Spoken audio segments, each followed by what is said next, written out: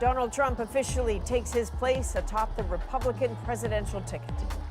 So tonight, with faith and devotion, I proudly accept your nomination for President of the United States.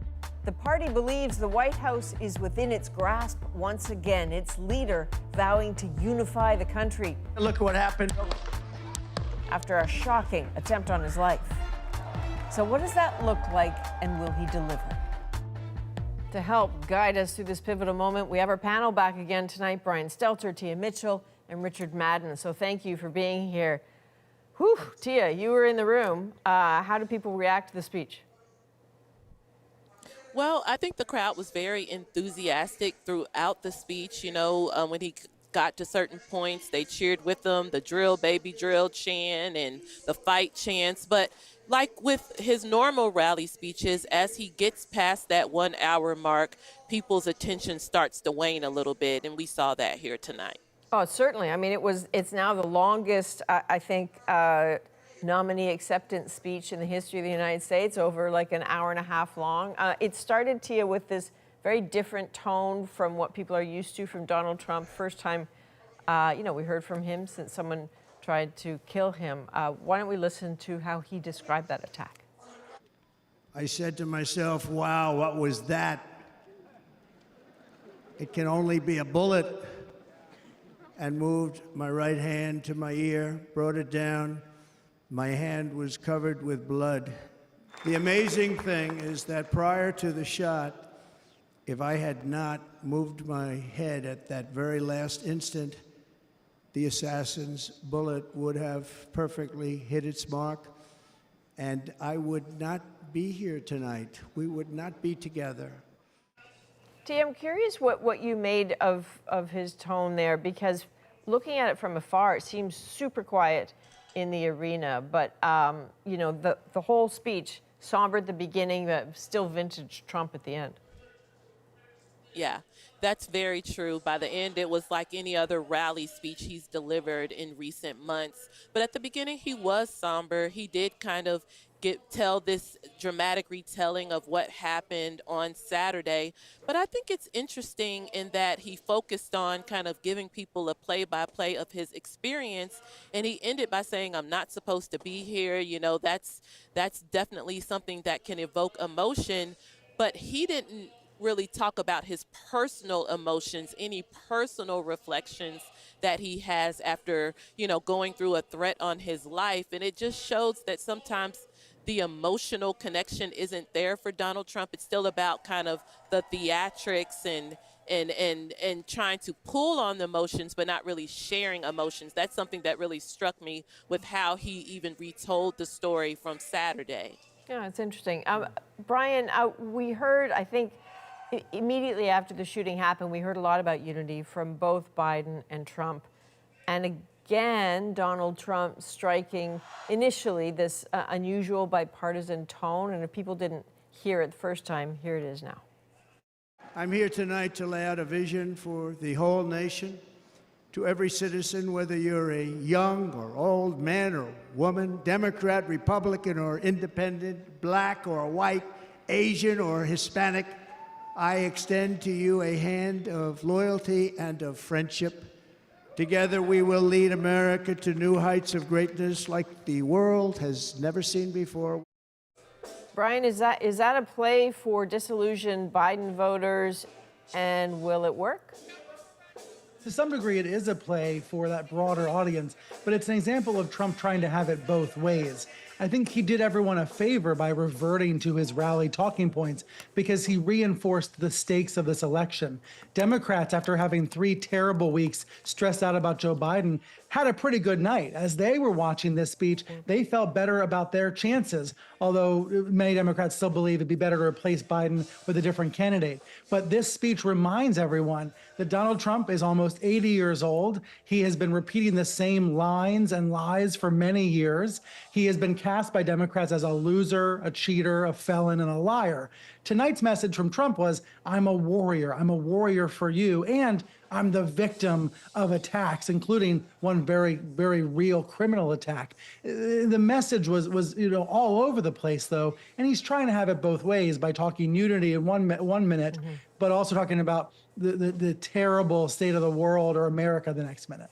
I was scribbling down a lot of notes about how terrible things are right now and how they will only get better if he's there.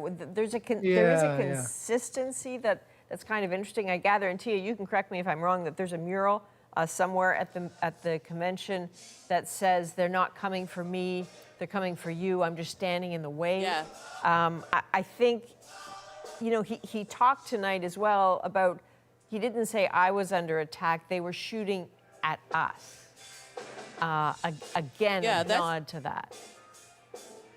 Yeah, that's a big theme. Again, that's something we've heard from him for months on the campaign trail. And I think, again, among his base, it's really resonated. They do believe that the fight for Trump is a fight bigger than just electing him president. It's about a way of life. It's about, for people who think and, quite frankly, look like them. Brian said earlier, this is a very white male-focused convention. Yes. For them, a lot of what Trump preaches is that it's preserving their way of life. He's fighting for them. But again, yes, he's tried to create this unifying, more universal message. But when you listen to what he says, because there was a lot of policy that he shared today, he's really got one certain type of American in mind that he's hoping to benefit. And there are other types of Americans that might not feel so seen in the direction that Trump wants to take the country.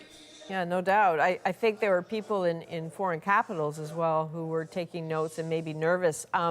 Richard, there was a noted sort of standing ovation in Milwaukee.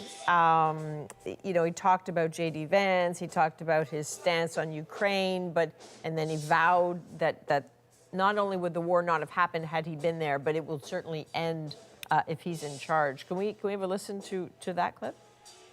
I was the first president in modern times to start no new wars. We were the toughest, we were the most respected.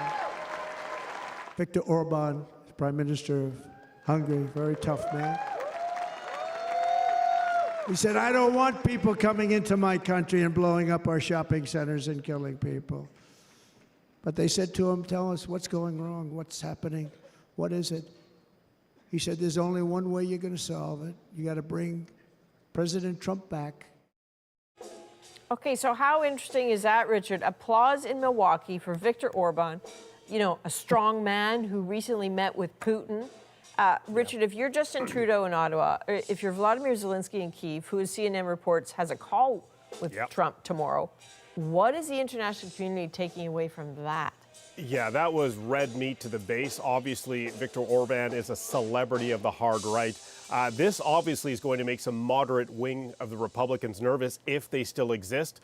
Orban is accused of abusing his power and stripping pillars of democracy, slowly ushering in a form of authoritarian rule in Hungary. He's also a harsh critic of the EU's support for Ukraine.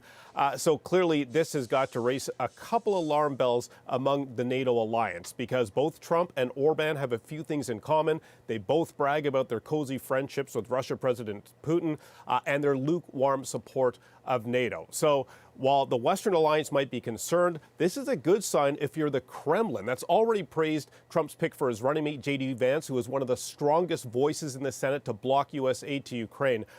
So for Trump to throw out his friendship with Viktor Orban is, as I mentioned off the top, it's red meat to the base. But if you are a moderate and you're trying to broaden your tent, you're wanting Trump to broaden the tent, this would be kind of a worrying person to raise as one of your pals in that speech. For people at home, just so you know, when a speech like this is coming out, there is often an embargoed copy that you get, that so you can check what the speech that's actually delivered against the notes. And it wasn't long before you might as well have tossed that out, because Donald Trump just went into, unscripted moments. And here's an example of one of those. 107% of those jobs are taken by illegal aliens. And you know who's being hurt the most by millions of people pouring into our country? The black population and the Hispanic population because they're taking the jobs from our black population, our Hispanic population, and they're also taking them from unions. Brian, focused a lot on illegal immigration, offered a lot of numbers that don't seem known to nature. I'm wondering what's at play here, and if you could talk about not only that, but why the ad lib? Why not stick with the speech? Yeah, the fact checks are underway now, and they're going to take a long time because there was a lot that was gibberish in this speech. Trump described a dystopian America, reminiscent of his phrase American carnage from his inauguration day. He said the country is being invaded by terrorists. He said Washington is a killing field. He implied that if you go to the Washington Monument, you will be stabbed, you'll be murdered. I happen to love Washington, D.C. I hope everybody watching can visit if they haven't already. It has its problems, but it's an incredible city, and you're not going to get stabbed or killed there when you visit Washington, D.C. That kind of fear-mongering from Donald Trump is vintage Trump. He knows it is a way to appeal to his base, but I don't know how it would broaden his appeal. And I think when we think about this long, meandering speech that went after midnight East Coast time, a time when most Americans are turning off the TV, going to bed, or watching late-night comics, you ask yourself, how did it widen his fan base? How did it broaden his appeal? And I think the answer is that it probably didn't. It may have rallied up his base, but it didn't widen, didn't expand that base. And to your point about why did he go off script so many times? I counted more than 100 times when he was deviating from his prepared remarks. Why? Because it made him feel good. He was bored reading his teleprompter speech. I could tell in his voice. He was monotone. He was bored by his own words. He went off script and ad-libbed to rally up the audience and to rally up himself. And to give him a moment of grace, he's coming off of this horrible assassination attempt. This was his first moment speaking in public in a big way since then. He understandably had a lot to say. But I think here's the takeaway about the American election right now. Two elderly men who don't want to leave the stage, Biden and Trump. That's what they have in common tonight. Tia, very briefly, I only have about 20 seconds here. When you leave Milwaukee, what are you going to tell people about what you saw? Well, I think I'm going to tell people that I saw a unified and energetic Republican Party, and I saw a Donald Trump that is somewhat reflective on what happened last weekend, but it's still the same Donald Trump, not really changed. And the final point is it's time for Democrats to get their act together because they're coming up against the Republican Party that seems focused, unified, and ready to charge ahead. They are literally counting down the days to the election. Okay, Tia Mitchell, Richard Madan, Brian Stelter, as always, thank you. Stick around if you don't mind, because we're going to turn our attention to Donald Trump's opponent, Joe Biden. He has vowed to stay in the race, but could that change as the pressure grows? That's next.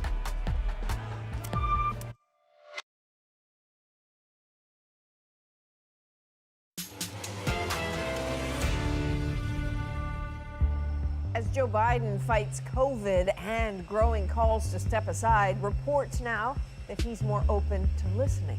A bullet couldn't stop Trump. A virus just stopped Biden. While his VP delivers an energetic speech, her attention squarely on the Republicans.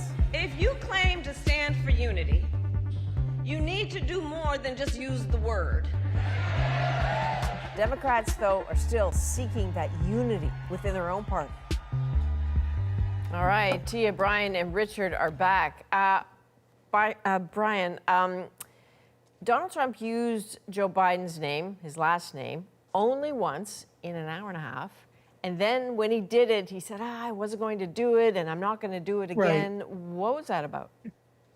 That was a clever scripting strategy by Trump's speechwriters. They weren't going to have Trump mention Biden at all because they assume Biden's going to be replaced. Trump was almost able to go through with it, but as he ad-libbed tonight, he mentioned Biden, and then he was self-aware enough to catch himself when he was doing it. The point is that the Republicans don't know who they're up against. They don't think it's going to be Biden, but it's anybody's guess right now. The pressure on Biden's intense. As you reported, there are all these Democratic leaders going to Biden, urging him to step aside, but we don't know what he's going to do. Richard, I know you're in Washington and you follow this very closely. Do you have an update for us? Like, where is it this evening? Yeah, the walls are clearly closing in on Joe Biden's leadership. And when you have top Democrats like a Nancy Pelosi, like a Barack Obama, urging him to reconsider, I think he's going to spend this weekend in isolation, really taking a second look at his legacy and how he wants to leave the condition of his party as they head into November. There is some buzz here in D.C., some pundits, and we're hearing it on cable television, that perhaps President Biden might make a decision by Monday. I just got an update about an hour ago from the White House. Biden has no public events scheduled tomorrow on Friday. Normally he'd be on the campaign trail or doing something, but he is clearly laying low. So the pressure is really on President Biden. But one thing about covering the Biden White House, and one thing you talk to anybody in Biden world, Joe Biden is stubborn. When he's pushed, he digs in. And that's what we're seeing right now. But it looks like the pressure is getting to him. The New York Times is reporting that he is possibly open to a leadership change, although no decision yet. But this next 24 to 48 to 72 hours will be critical for President Biden. Also for his health. I mean, you know, it's not a surprise, I suppose, he doesn't have any events tomorrow. He has COVID. We understand. I think he's taking Paxlovid and needs some time to recover as well, I would presume. In the interim, in the absence of seeing him, we've been seeing a lot of Vice President Harris. But Tia, she must be walking a very fine line here. You know, what's her strategy at this point? Yeah, well, she has no choice but to remain loyal to President Biden as long as he's running for re-election, because if people even get a whiff or a rumor that she's trying to take him out, that could cause people to turn on her.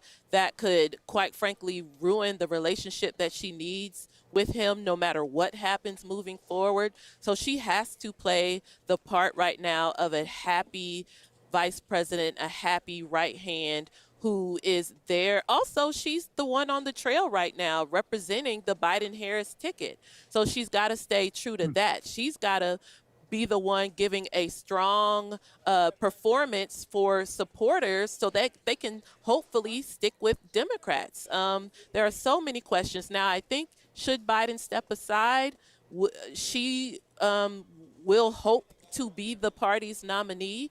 And again, there are a whole lot of complications as to what happens if Biden steps aside. That's a whole nother discussion. But it would be hard not for Kamala Harris to not be the nominee. But right now, she's just got to wait, bide her time, and stick with what is current. That's Biden is the nominee. She is the vice presidential candidate. This is a brutal news cycle. It's moving at the speed of sound. Thank you all for guiding us through this convention. Tia Mitchell, Richard Madan, and Brian Stelter. We will talk to you again at the DNC just a few weeks away.